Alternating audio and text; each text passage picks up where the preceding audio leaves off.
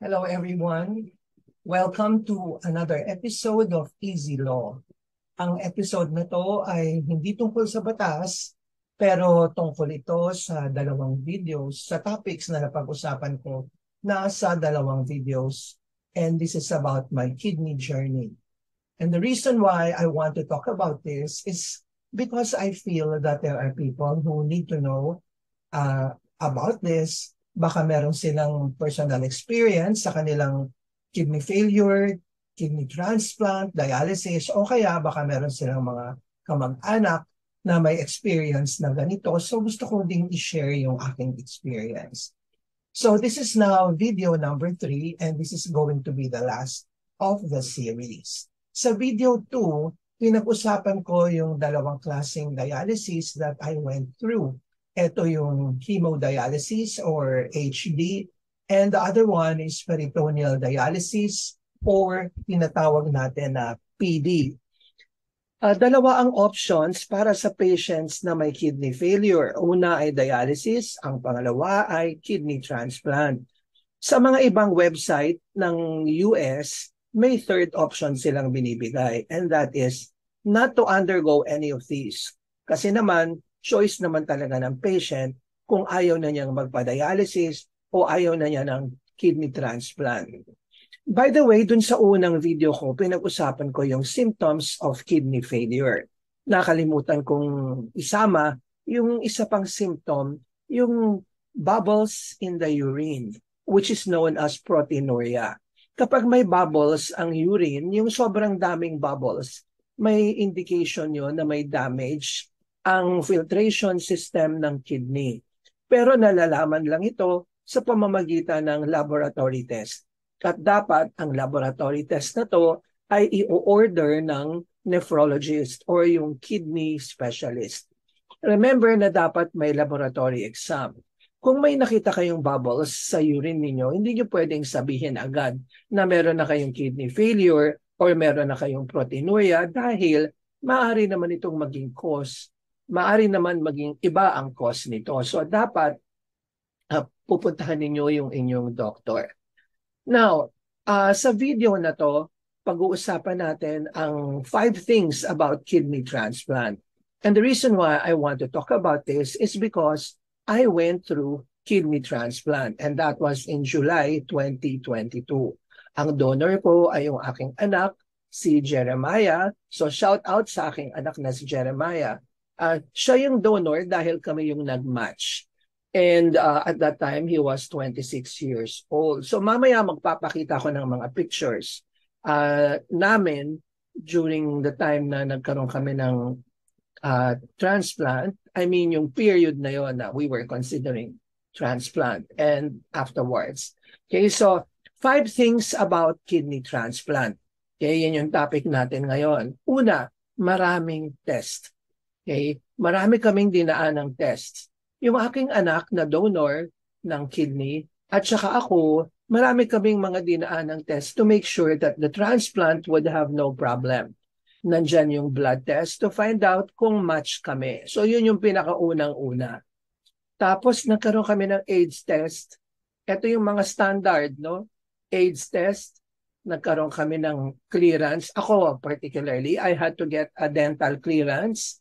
Kinailangan ko rin kumuha ng clearance from my obstetrician and my cardiologist. At saka madami pang iba, nagpa-ultrasound kami para i-check yung condition ng kidney namin at marami pang iba. Ang pangalawang bagay na dapat ninyong malaman ay tungkol sa PhilHealth Package Z, which is a benefit equivalent to 600,000 pesos. Since yung aking nephrologist, ang aking kidney doctor ay nasa National Kidney and Transplant Institute, ni-refer niya ako sa Project Hope. Ito ay isang opisina sa NKTI. Yung Project Hope, ina-assist nila ang mga kidney transplant patients o yung mga prospective transplant patients para mag-apply ng financial benefits sa PhilHealth. Kaya kung ikaw ay PhilHealth member at ikaw ay gustong magpa-transplant, pwede kang mag-avail ng Package Z, which will entitle you to 600,000 pesos. So kailangan ko din mag-deposit ng 50,000 pesos para to make sure that my son and I will regularly have our weekly checkups after the transplant. Binalik yung buong 50,000 pesos na yun sa akin pagkatapos naming makompleto ang required weekly checkups. And then now, meron na kaming regular checkups, especially for me, which is more often than that of my son. Ang pangatlong kailangan malaman ninyo about kidney transplant is merong counseling. Now, that was to make sure that my son was aware of the consequences of donating a kidney. At saka para masiguro na purely voluntary ang kanyang donation. So yung aking first cousin, member siya ng ethics committee ng isang hospital, and she conducted a counseling session with my son. Siya ang nagsabi sa akin after her session, my son was very much willing to donate and he knew the consequences of donating. Okay, the fourth thing to remember about kidney transplant is be ready for a lifestyle change. Magkakaroon ng pagbabago sa diet, sa exercise, maraming gamot, and be ready to be healthy. This is an extension of life. Pinahaba ang buhay ng pasyente. So para sa akin, ayokong sayangin ang sacrifice na ginawa ng aking anak na nagbigay ng kidney sa akin. So I have to take care of myself. 5 months after the transplant, bumalik na ako sa regular workout program ko with my gym coach.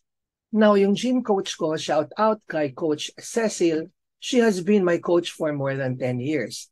And she made a workout plan for me as a kidney transplant patient. Another thing is maraming mga immunosuppressants na gamot na kailangan kong inumin for life. This means na yung medicines na yon intentionally sinusuppress niya ang immune system para yung katawan hindi niya i-reject yung donated kidney as a foreign object. Because the immune system is suppressed, mas madaling magkasakit. Kaya ang kidney transplant patient dapat limited ang exposure sa maraming tao to avoid infections. Another thing about this, maraming lumalapit sa akin, nag-o-offer ng mga herbal, subukan ko yung herbal na ganito, subukan ko yung herbal na ganyan. Dapat ma-realize ng mga tao na yung mga gamot na iniinom ng kidney transplant patient, maaaring makontra ng mga herbal medication na yan.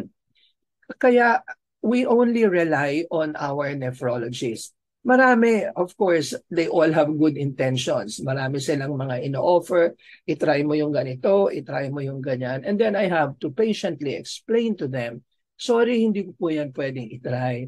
Kasi effective yung sinasabi ninyong mga herbal na yan, malalakas yung aking immune system. Ang purpose nga ng aking mga immunosuppressant, para pahinain yung immune system so that the body will not reject the kidney, the donated kidney as a foreign object. So dapat maintindihan yun ng ating mga kaibigan who are all well-meaning. And then the fifth thing that we must know about kidney transplant is we must live with an attitude of gratitude.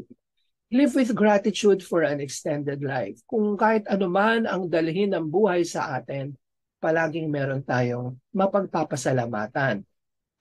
Pasalamat tayo sa Panginoon araw-araw. Ang kidney transplant, hindi ito gamot. It is not a cure. It is a treatment. So every day is an occasion to celebrate life.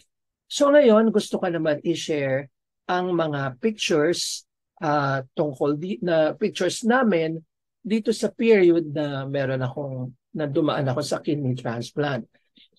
So ito makikita ninyo ang picture ng aking mga anak na si Jeremiah at Rafael and myself when we went to the Hope Project of NKTI para pirmahan ang mga donation papers. Next, makikita ninyo ang picture ng aking anak na si Jeremiah. Siya yung aking kidney donor. And then, nandito rin yung picture na pinost ko sa Facebook pagkatapos ng aking surgery. Nagpapasalamat ako sa lahat ng nanalangin para sa success ng aming surgery. At ang pinakahuling picture naman ay nung bumalik ako sa gym noong January, 5 months after the surgery.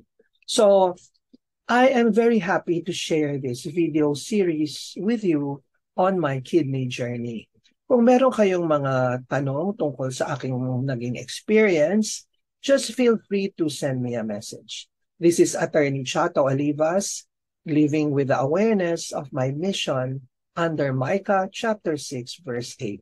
Do justice, love kindness, and walk humbly with God. See you next time.